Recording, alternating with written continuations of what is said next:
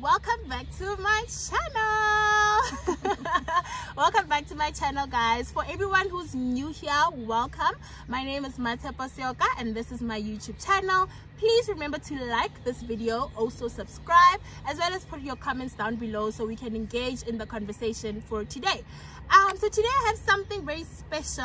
I'm launching a new series on my YouTube channel. So it's basically about mental health awareness, since it's October and it's Mental Health Awareness Month. So basically the purpose of this is that I really want people to start being comfortable with talking about their mental health journeys, so that they can heal, guys, because I think people have felt a bit stigmatized. They feel like they can't talk about what's going on with them because people are going to judge them. So I think the best way to curb that is by actually starting to have conversations about it on a platform like this, you know, so people can see that, you know what, I'm not the only one going through that. There's so many other people who are going through so many different difficult things surrounding this issue. So basically that's what it is about. I just want people to really find a space to get healing.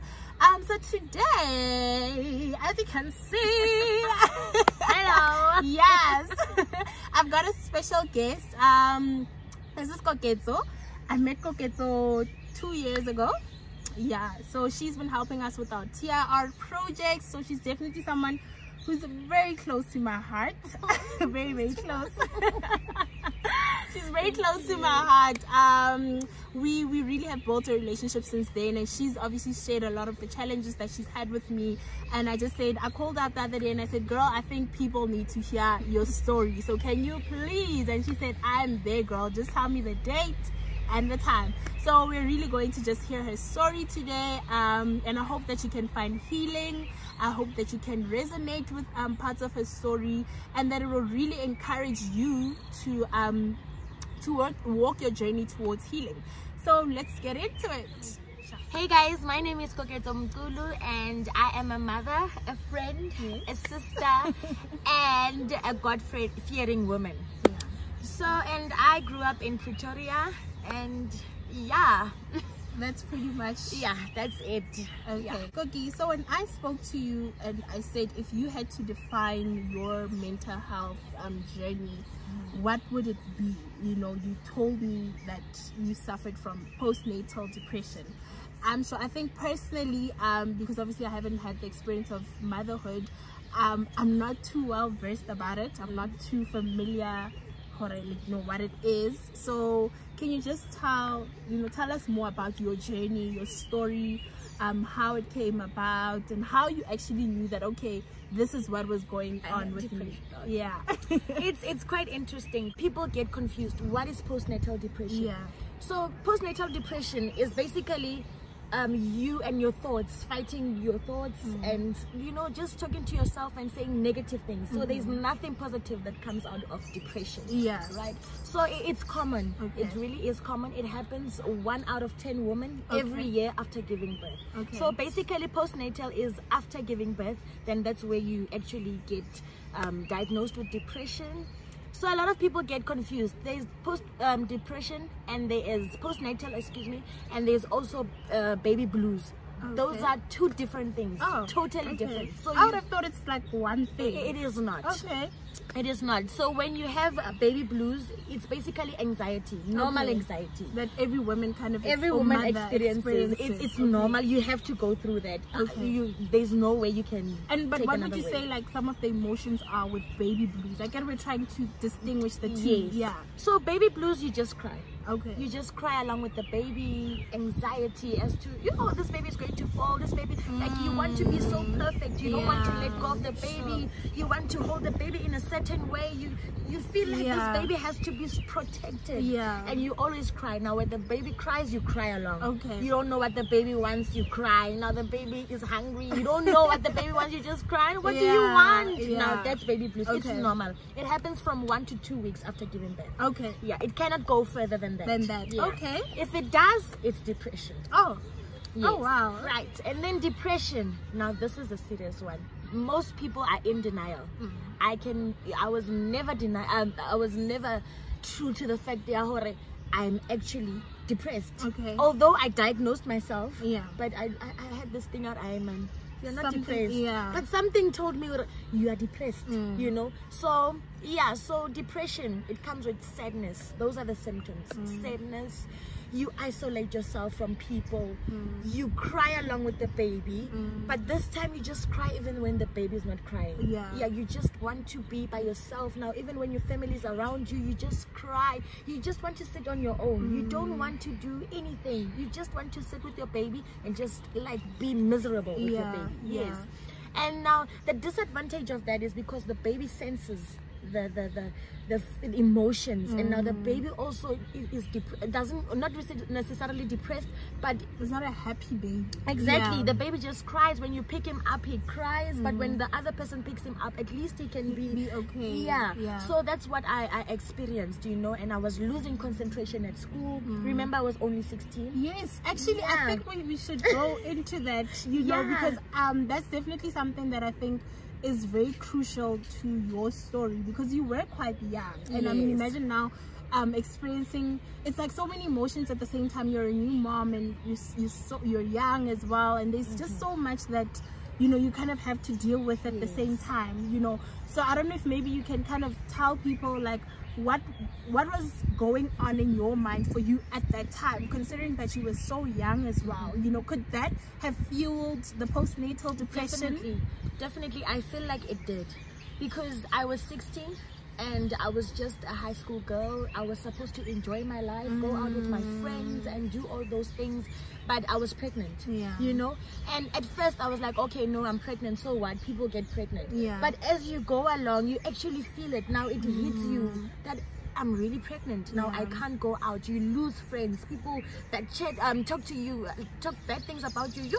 She's gonna make me fall pregnant as well. Like parents as well, they tell Matshepo, don't go near that person. Exactly. So you lose friends that you actually feel like, you know what, I'm the one who's supposed to actually be lying on your shoulder, and you are supposed to be actually guiding me and telling me or show me it's going to be fine. But actually I lost those kind of friends. And remember, I told them first, I'm pregnant, guys. And Friday I was going to the doctor. When I came back to school on Monday, the whole school knew about it. So you could imagine what I was going through. But fortunately I had supporting parents, so I talked to my parents, and then I told them. Then they were like, okay, you can go to a school that accommodates pregnant women. So that's where I went. Now I think what triggered it more is because my baby daddy was not present at all, even till this day. He is not present whatsoever.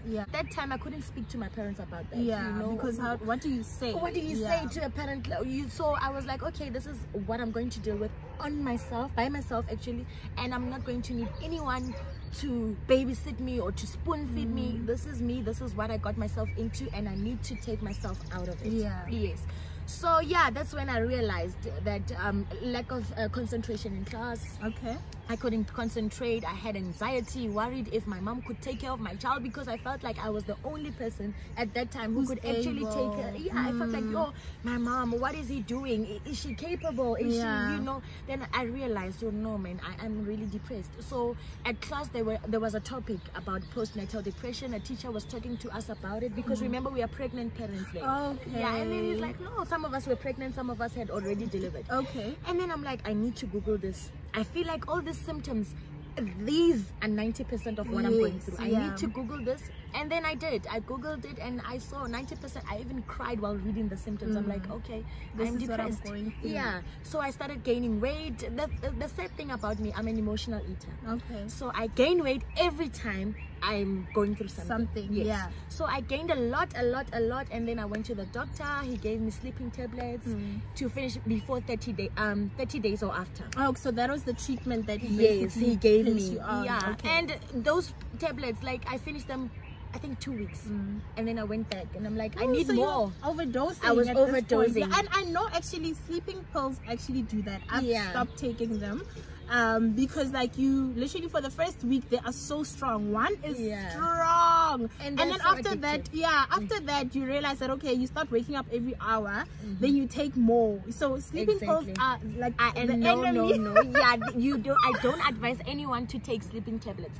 So I did take sleeping tablets, but what I realized, when you wake up, now you face reality. You know, it's like, okay, I'm back again, I'm a mom again, I need to see this baby, I need to, and you're trying so hard to be strong for the baby. And sometimes the disadvantage is in that you actually lose interest on the baby. Like you resent. I saw that was one of the symptoms there of postnatal. Can you maybe tell us about that? I think it's because sometimes you feel like, you know what, this child actually is trapping me. I can't live my life because of this baby. I can't do this now. Sometimes you would leave your child, he would cry and he would just like, because now you feel like, you know what, I'm giving this person attention and now I'm forgetting myself. I need to also get into that space and feel that I'm still a young person. But unfortunately it cannot happen like that. You need to face reality and be an adult, because that's what the situation has made you to be. So and then I went to the doctor again, and then the doctor said, no, you can't take sleeping tablets anymore. And then he said, you know what, I need to take you to a psychologist. So yes, I just wanted to know then, in terms of a diagnosis, when you went to the doctor, you explained to him obviously what your symptoms were, right? And then did he directly say, okay, this is what?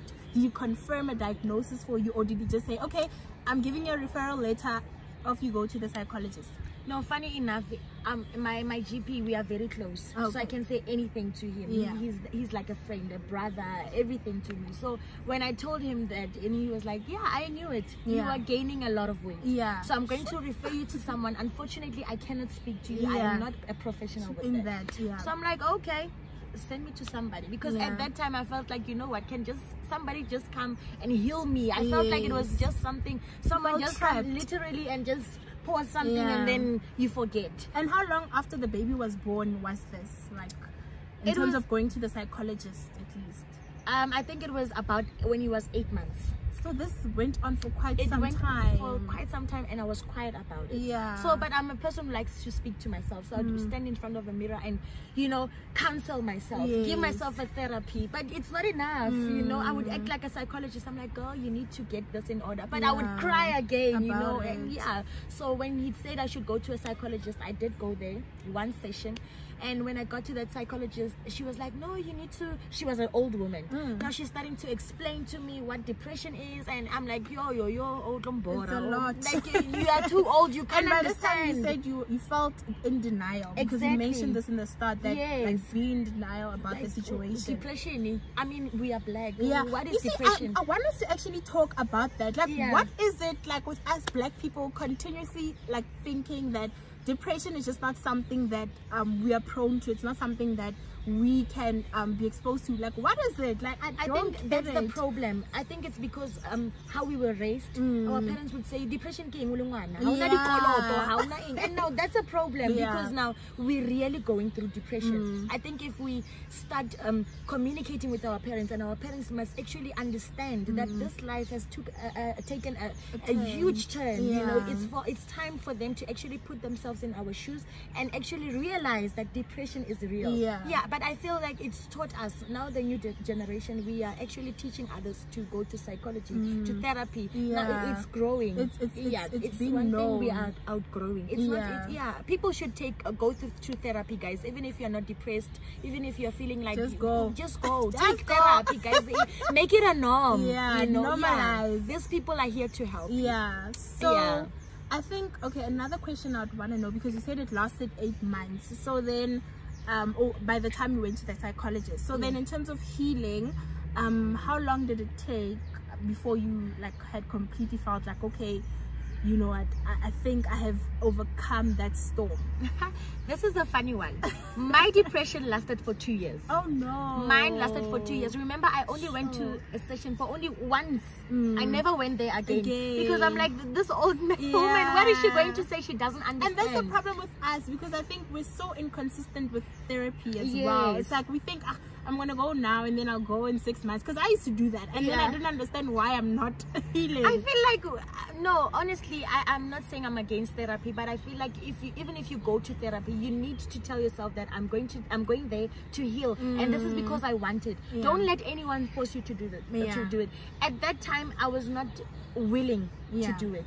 So I think that's why I only went once. I didn't want to do it. And that's why the process took like 2 years. It took me 2 years, and I sat down. I'm like, you know what? what, I will heal myself. This is natural. I'm gonna do it. I don't know. I'm gonna pray about it. I'm gonna cry. Pray it away. Exactly. You know, so I'm like, no more therapy. You know, and even when I went to therapy, my parents at first, they were like, oh, you know, therapy. Therapy means you are crazy, you are mad, and it's actually not true. You know, it feels like, and you actually feel like you're going crazy. So I'm like, I know therapy for me, no. It's a no. So I took therapy by myself. I don't know how. I started praying, I started eating less, I started associating with my friends, you know, the same friends I went to school with, the hospital school too, with, and then we started communicating. They told me their problems, I also told them mine. So basically I was like a therapist at that time, because I was telling them, no guys, let's strong, but deep down I'm breaking. You were telling yourself as well in that moment. So I started praying, and I started going to church, and I started singing choir. You know, when my child would cry, I would sing. You know, all those small things. And until I found out, I think it was 2 years after that, my son was turning 1 year 3 months. And then I'm like, you know what, this child, this other time, he was crying, and I was looking at him and like, what do you want? And he actually came to me and he hugged me. And I'm like, okay. You felt the love. You really felt. Exactly. So I'm like, okay, so this person actually sees, well, mama is not okay. So this is the person I need to be strong for. This is the person I need to put here, you know. So I think that's why I'm also close with my child right now. I don't regret skipping therapy. I don't at all. But I would advise someone to go take the therapy. I think that was a chance. I think maybe also because you were so young, you didn't understand the depth and importance of it. But if you had to tell someone, you definitely say, because I advocate for therapy. Like, that's something I always say, it's a very important thing. So you would definitely tell someone, guys, go to therapy. Even now, I feel like if anything happens to me, I'm definitely going for therapy. Yes, now I am ready to speak about it. Anything, if anything happens, I am definitely ready. But the postnatal and the baby daddy not being there, hello, I am here now. My child is not even asking about it. He doesn't even feel any void. So I am okay. Like, he will come the day he decides to come. I am not going to stop. I'm going to push for my son. You know, I'm not going to say, where's your baby daddy? We can't do this. No, my child is not even going to feel that void. Not when I'm alive. I'm going to try and communicate with my son as well. You know? And one thing people should know, postnatal also includes asking yourself questions when the baby is still young. What is the baby going to, what if the baby asks, where's my daddy? And remember, the child is only young, they're not even prepared for that. You ask yourself many questions, right? So I would advise people to go for therapy. Therapy. I also push for therapy these days. Go for it, guys. Now that time it was only God who saved me, and I don't think I can take that chance anymore. Not. One other thing I'd like to ask, because this is definitely something I do speak about, that suffering from mental illness, it doesn't just affect you, but the people that are around you as well. So your friends, your family, your partner, these are people that can be affected by your state. So I think it's very important that I ask you, because I speak about my challenges, honey. Like, ooh, child, I've gone through it all. No, it's good. I've gone through it all. So I want to actually ask you that, in terms of that, like, what would you say that you have found challenges with, in terms of you know, how you relate, or that time how you related to other people, your friends, your family, your partner, if any, after that period. So okay, family wise, I was very snappy. I did not want anyone near me. You know, I would lock myself in the room. My mom would come and I'd be like, kid, you know, even until Sifela, and I'd still be in my room. I didn't want people around me. I just wanted to be alone. And at that time, I had a boyfriend who was there for me throughout the pregnancy. Although he's not my baby daddy, but he was there for me. So now I was also snappy towards him. But fortunately, he could understand. You know, he was like, you know what? I know the baby daddy's not here, but I'm here. But I'm like, it's not the same. I want the baby daddy to actually see that this is his son. I don't want him to be part of my life, but I want him to be part of the baby's life. Those were the concerns at the time. Yes, the little things that my boyfriend at that time was doing, like, I wasn't, you know, I didn't feel like it was enough. I wanted more and more. for me at that time was seeing my baby daddy there. You know, I know you. I know you. Honey. You know what I know have you. been I through. know. You know. I know the tea, and I know my people. You guys will comment down below that you want more. You want more from the story. Yes, so, you need to get more. We want more. Actually. So if you guys want to hear more about Koki's story, please do mention in the comment section below. Then maybe we can have her own feature of just telling us. Because there's a lot. You know, because there is quite a lot, and I look at you and I'm like, this woman has truly overcome so much, you know, and I look at you and I see how you grow and evolve in so many different seasons, and I'm like, that's amazing. And I know that there's so many women and young girls out there who need to hear your story and who need to hear that, you know what, such and such can happen and you can still rise up about it. Rise up. It's okay. It's okay. Yes. So comment down below if you actually want a whole video on Koki's story. I think you guys should. Say you want more. You should. So yeah, but you're saying basically with your partner at the time, you were just very snappy, you just kind of pushed him away. And I think it gets very hard for partners who are with someone that is experiencing post or depression or any sort of mental illness. So you would say with your partner, do you feel like that's what might have kind of pushed him away? Or no, definitely not. I think he was there enough, you know, he was there throughout.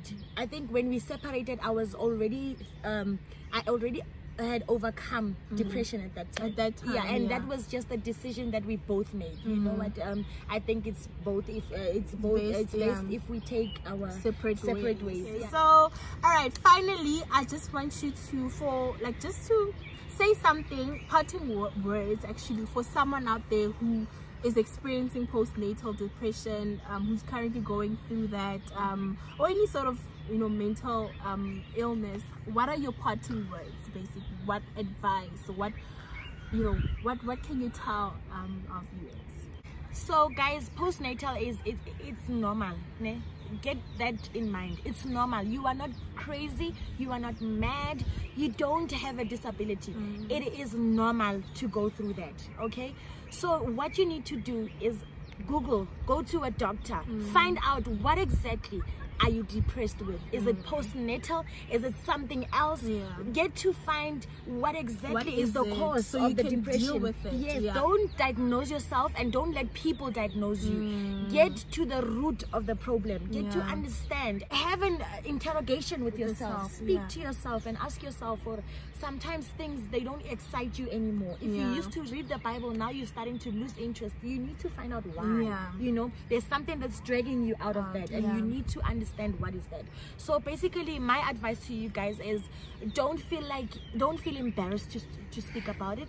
Seek help, guys. Seek help, and try by all means to bring people closer to you instead of isolating them, you know, to reduce the rates of suicide. You know, that's the thing, that's real. So try bringing people closer to you. Speak to the people who you feel are the people that can understand. Sometimes speaking to someone who doesn't know you is actually better, because I get DMs from people, you know, someone can just say, hi, I don't know you, I'm sorry to disturb you with my problems, but this is what I'm going through. So speak to anyone who is making you feel like, you know what, I want to be like that person. I want to and read the Bible. If you read books, if you play games, go out, go to a park, somewhere quiet, see the nature, listen to the birds. I am telling you, and work out, guys. Work out. Team 5 a.m. club, honey. Work out. It works. It works. All right. So thank you so much, Koki.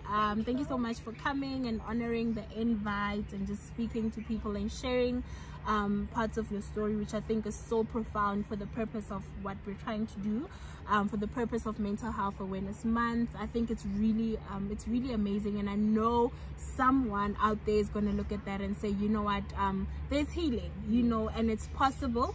and it's going to take a little bit of effort, you know, it's going to, and time, but I'm gonna get it, you know, because when people look at you and see the healing in you and see the miracle in you, it activates the healing and miracle in them, you know. So I think it's so important that people keep talking about it. So thank you so much for agreeing to say, you know what, I'm gonna say it, honey.